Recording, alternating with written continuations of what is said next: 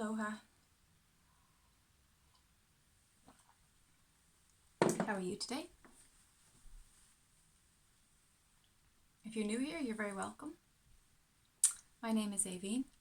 I'm an intuitive counselor, a shaman, healer, uplifter, a meditation teacher, and I also work with helping people with addiction and addictive behaviors. So, we are in June, we're at the end of June now, and I was just thinking about the fairy reading I did, the cards I did, it was tarot actually, for June 2019. And I definitely felt what was generally in that very quick brief reading play out in my life, very much so. Hang on.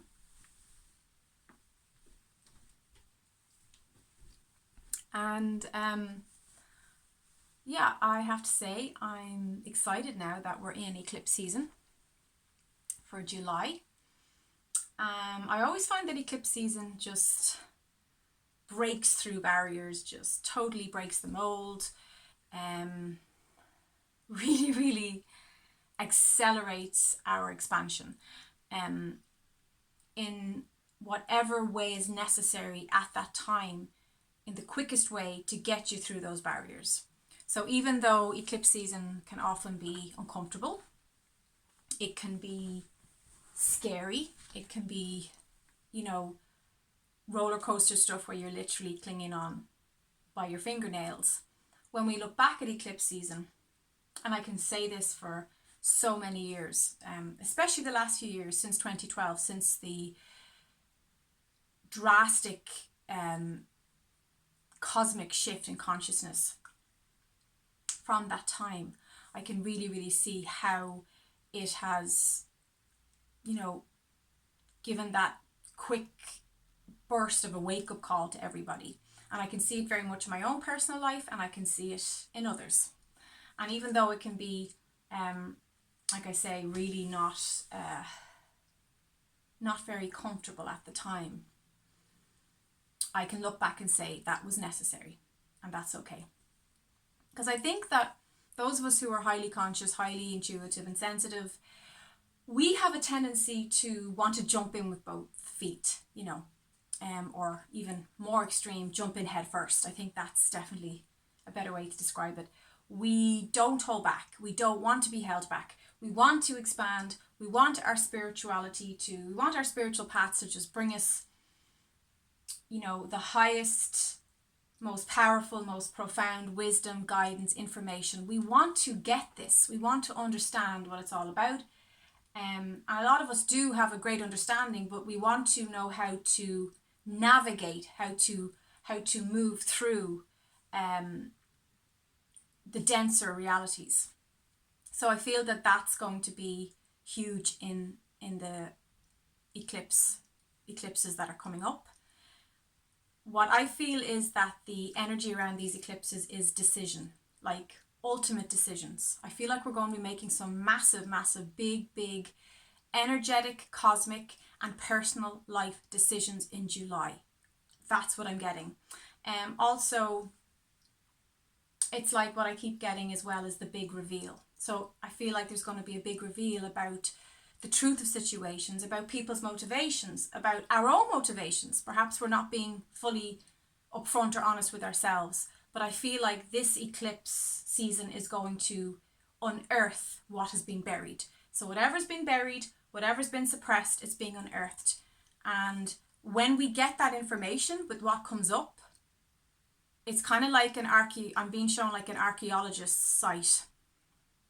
Our lives are probably going to feel like a bit like an archaeologist's site in July and August.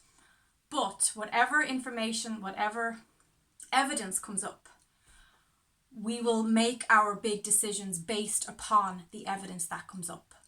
So to be really aware of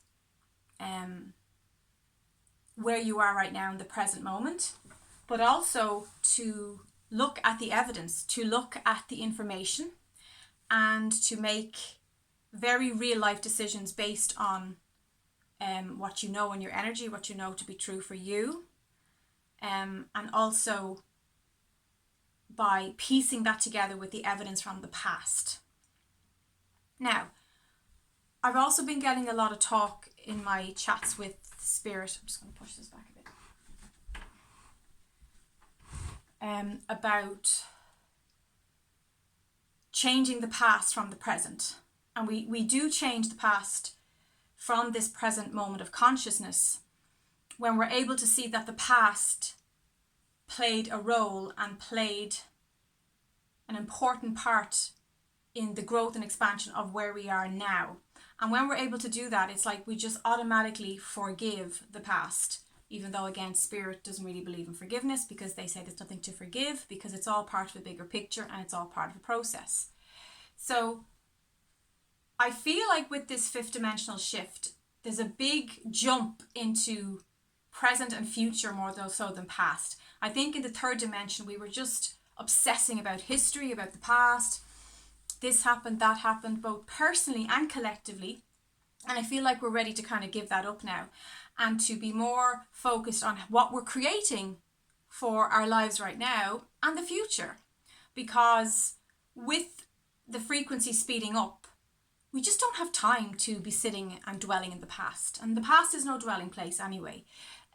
But also by shifting in this moment, you naturally have changed and shifted your past. That's just how it works, because even when you access the past, you're accessing it from the present. You're accessing that past download, that memory from right now.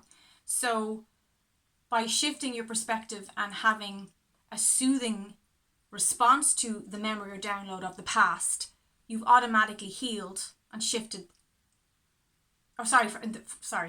This gets really confusing. Quantum physics.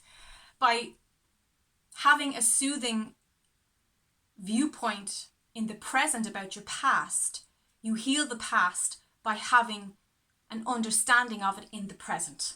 So the present moment is powerful always in that it's able to shift the past and understand that that doesn't have any negative power over you, because you're able to see it clearly for what it was and why it happened and where you are today in the present. So that's how that works.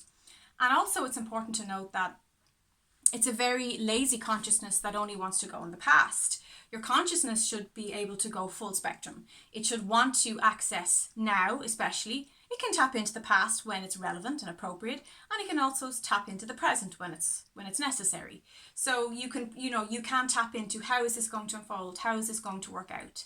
Perhaps you're being invited to a family reunion of some kind or some kind of party and you have anxiety around that. You can actually remote view and tap into that and say, do I want to go to that? How is that going to play out? Is that going to benefit me? Let me try that on. Let me see. Oh, I can use my consciousness to precog into that. No, actually, that's not really an experience I want to have right now in this moment. So I can make decisions based around that 360, that full panoramic view of my life and my timelines.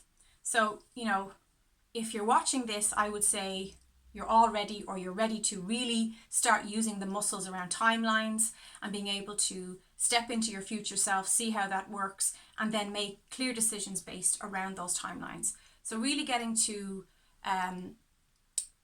used to using those conscious skills that you have. And I feel that July is going to really up our ante with using our consciousness skills. I want to say a shout out to White Fox. Hello, how are you? And to Erin as well. Hope you're all doing well. Hope the kiddies are well. And please like this video, and I'll see you soon. Blessings.